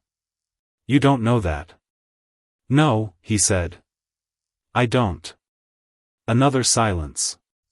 "What happens to me now?" she said. "That depends on you," James said. "Not on me." She said, "That's not an answer. It's the only true one." He paused. Then, "Brenda. What happened to you in Dallas was wrong. What North Star did, or didn't do, afterward was wrong. And what you did to me on Tuesday was wrong. All three of those things can be true at the same time. None of them cancel each other out." She said nothing. "The question is what you build next," he said. "That part is yours." She called him 6 weeks later. She'd been contacted by a consulting firm that specialized in bias awareness training for service industry employees. A firm that had been hired in part based on a recommendation from the Okafor Foundation. They'd offered her a position. Not flying. Not customer service. Training. Building the curriculum she'd never received. Teaching the tools she'd never been given. She wanted to know if James had anything to do with it. He said, "The firm made their own hiring decision." She said, "That's not what I asked." He said, "I told them you'd written a letter that showed you understood the problem from the inside. I told them that's rare. And that rare things are worth paying attention to." A pause. "That's all?" "That's all." Another pause. Longer. "Okay," she said. And her voice had changed. Not dramatically. Not from one thing to another. Just settled. The way voices settle when a decision stops being a question and starts being a fact. "I'm going to take it." James said, "Good." And meant it. 3 months after the flight. Gate B14. O'Hare International Airport. Tuesday afternoon. North Star Flight 508 to New York JFK. James Okafor walked down the jet bridge. Same gate. Same route. Same time of day. Different Tuesday. He was wearing a suit today. Not because he'd decided to dress for the system. Because he had a board meeting in New York at 9 the next morning, and had packed accordingly. The suit was charcoal. Italian wool. The kind of thing that takes a morning to press properly, and is worth the time. His briefcase was the same one. Same worn corners. Same stiff zipper. He found seat 1A. Stowed his bag. Sat down. Buckled in. The new flight attendant came through the cabin. Young. He'd completed the 8 hours of training 3 weeks ago. He moved through the rows, with a professional ease that suggested he genuinely liked his job. Or at least had made peace with it. Which, in James's experience, was about as good as it gets. He reached 1A. "Good afternoon, sir. Can I get you anything, before we push back? Not can I see your boarding pass? Not this section is for premium passengers." Not anything that required James to prove what he'd already proven. Just a question. Directed at a passenger. As a human being. "Water would be great," James said. "Of course. Sparkling or still?" "Still." "I'll have that right out." He moved on to 2A. James looked out the window. Seat 3C. Darnell Osei. He was looking at his phone. Already logged into the airport Wi-Fi. The video, 12 minutes, no music, no captions except 3 lines, had accumulated 19 million views in 90 days. Not because he'd promoted it. Not because an algorithm had surfaced it artificially. Just because people had shared it. Person to person. The way things spread when they're true. He hadn't made another video about it. Hadn't done interviews. Hadn't turned it into a series. Just let it be the thing it was. He looked up from his phone. Saw James across the aisle. James saw him. They looked at each other for a moment. No words. Just a nod. Clean. Mutual. The kind that means, I was there. You were there. We both know what happened. Darnell went back to his phone. James went back to the window. The plane pushed back at 3:15. Taxied out. Lined up. And flew.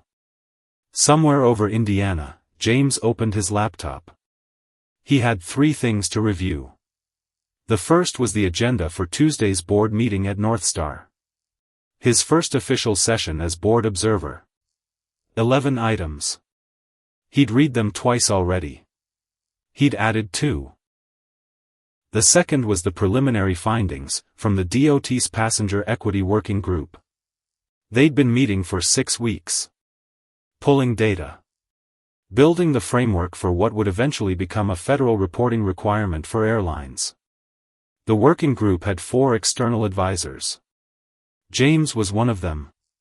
The initial draft used his foundation's data as the primary evidentiary basis.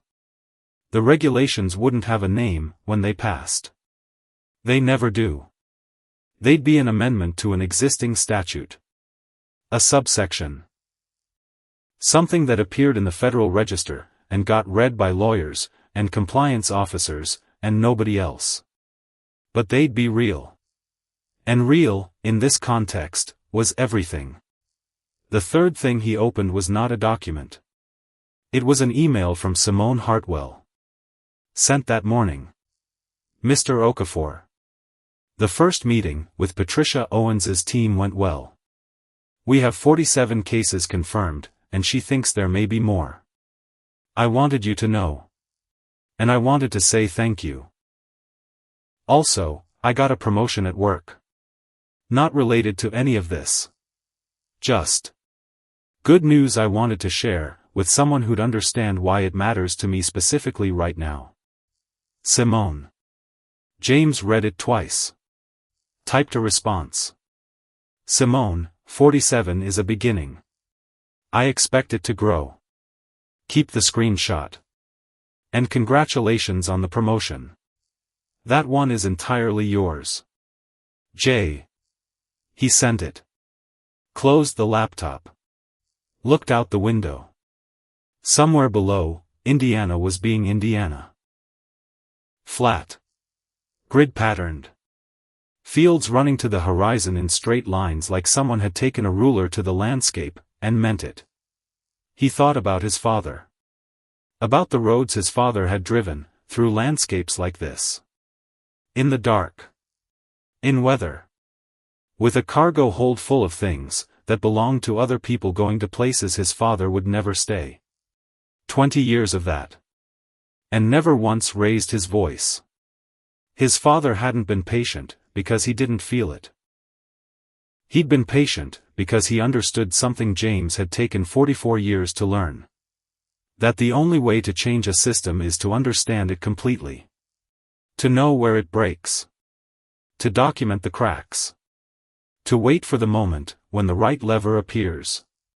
And then move. Not with anger. Not with noise. With precision. With preparation. With the absolute, unshakable knowledge that you are right, and that being right, eventually, is enough. His father had never had the levers James had. Never had the platform. The Capitol. The 38th floor office. the 29%. But he'd had the same understanding. And he'd kept driving. And somewhere in that driving, in those 20 years of roads, and weather and cargo holds, and Tuesdays at kitchen tables, with his hands flat on the formica, he'd built the conditions for his son to walk into a room and move things. James pressed his forehead lightly against the window glass. Cool. Smooth. Below, Indiana gave way to Ohio. 2 years after the flight. Chicago. National Transportation Equity Forum. The auditorium at the University of Illinois at Chicago seated 800 people. It was full. Standing room in the back. An overflow room with a live feed. A live stream running to 40,000 people in 11 countries. James walked to the podium. He was wearing the gray hoodie. It got a laugh. Not a mean one. A warm one. The kind that means, we know the story, and we're glad you're here to tell it. He waited for it to settle. Looked out at the room. 4th row, aisle seat. Brenda Holloway. 40 years old now. 2 years into her work, with the consulting firm. She'd co-authored a training module used by 7 airlines, 2 major hotel chains, and a national railroad company. The module was called What We Bring to the Door. It was about the difference between training people to follow rules, and training people to understand themselves. She'd driven from Indianapolis this morning. Alone. She hadn't told anyone she was coming. She just came. Front row, center. Walt Briggs. 54 years old. 14 months into his role, as head of passenger advocacy at Northstar. He'd rebuilt the complaint system, from the intake form outward. Response times were down 80%. Resolution rates were up. He'd hired a team of 6. One of them was a young woman, from Denver who'd filed the very first report on the new anonymous system the morning it went live. He was taking notes. Old habit. Stage left, waiting. Simone Hartwell. 28 years old. The class action had settled 8 months ago. 47 plaintiffs. For airlines. A settlement that included structural reforms, not just payments. Patricia Owens had called it the most consequential aviation discrimination case in a decade. Simone had used her portion of the settlement to establish the Hartwell Passenger Advocacy Fund. A small organization. For staff. A budget that would make most nonprofits wince. But it had a phone number, and a website, and a mission statement, that said, "We believe every passenger deserves to arrive." She was about to speak after James. She was nervous. Which was appropriate. Being nervous meant you understood the weight of what you were carrying. James looked at all of them. The room. The people in it. The people behind the people, in the overflow, and the live stream, and the places they couldn't even see. He began. No notes. No slides. Just the story. My father's name was Emmanuel Okafor, he said. The room went still. He arrived in Chicago in 1981. He was 32 years old. He had an engineering degree, from the University of Lagos, and he spoke 3 languages, and he had $20 in his pocket, and he intended to build something.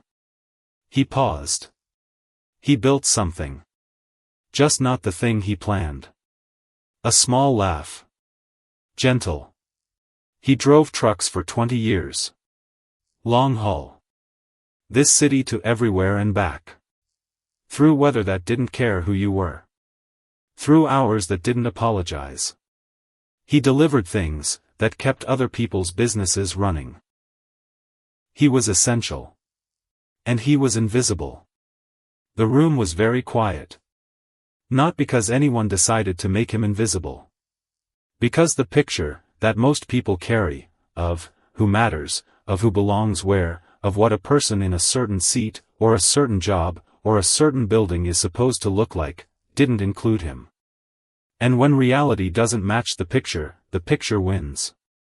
He looked at the fourth row. At Brenda Holloway. Most of the time, he said. She held his gaze. Didn't look away. 2 years ago I sat down in a seat I paid for. And a system that was never designed to see people like me saw me the way it was designed to. I could have gotten angry.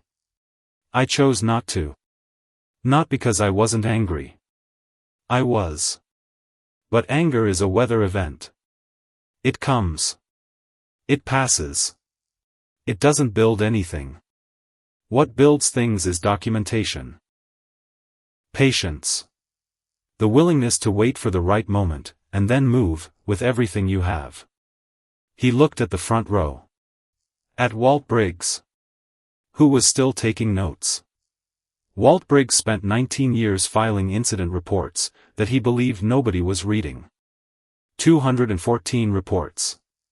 Every crack he saw. Every time the system failed the people it was supposed to serve. Briggs looked up. James held his eye. Every one of those reports was read. They mattered. Every single one. And the man who wrote them is now the person responsible for making sure the next 214 don't have to be filed in the dark. Briggs looked back down at his notepad. His pen had stopped moving. 2 years ago there was a woman named Simone Hartwell, who had a boarding pass, and a middle seat, and nobody to listen to her. Stage left. Simone straightened slightly. She kept a screenshot for 4 months, because she wasn't ready to agree that it hadn't happened. That screenshot is part of why federal reporting requirements for airline discrimination now exist. A murmur in the room. Not because she had a platform. Not because she had capital, or leverage or 29% of anything. Because she kept the evidence. And she sent an email. And she refused to be the person who accepts that nothing can be done. He paused. That is available to every person in this room. And every person watching.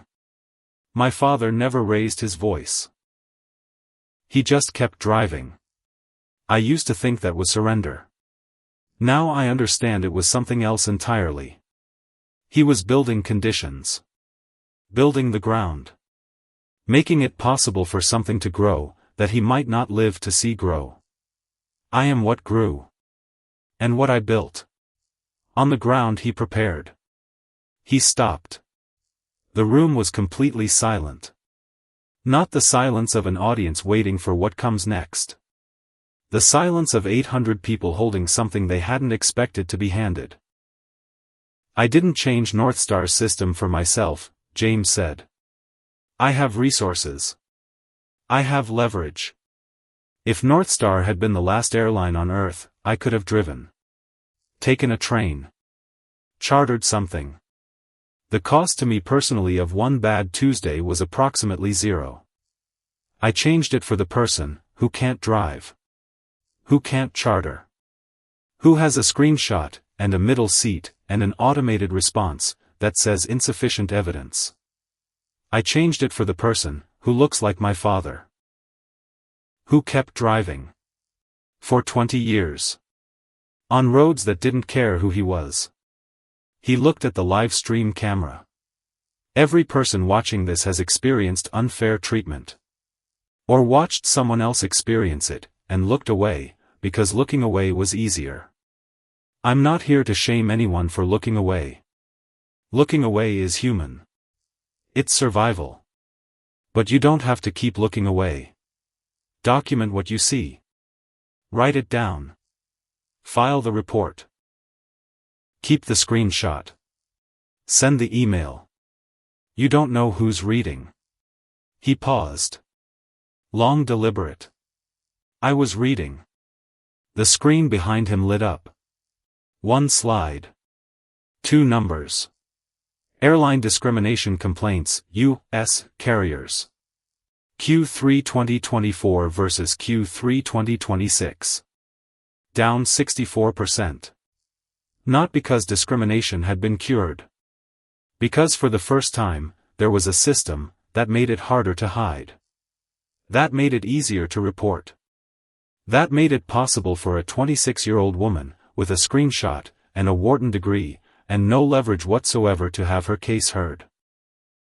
64%. Not perfection. A beginning.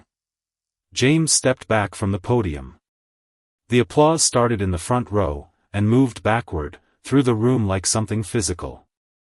Like a wave, that knew where it was going. He stood there and let it wash through. He wasn't thinking about the applause. He was thinking about a kitchen table in a house on the west side of Chicago. About a man with his hands flat on the formica. About the particular quality of Tuesday evenings in that house, the specific smell of it, the sound of a truck backing into a driveway that needed repaving, but never quite got repaved. About a man who looked up at his 14-year-old son standing in the doorway, and smiled the real smile, and said 3 words. Go do your homework. James had done his homework. He was still doing it. Simone Hartwell walked to the podium. She was nervous. She took a breath. Looked out at 800 people. Opened her mouth. And started at the beginning. Which is where all the important things start.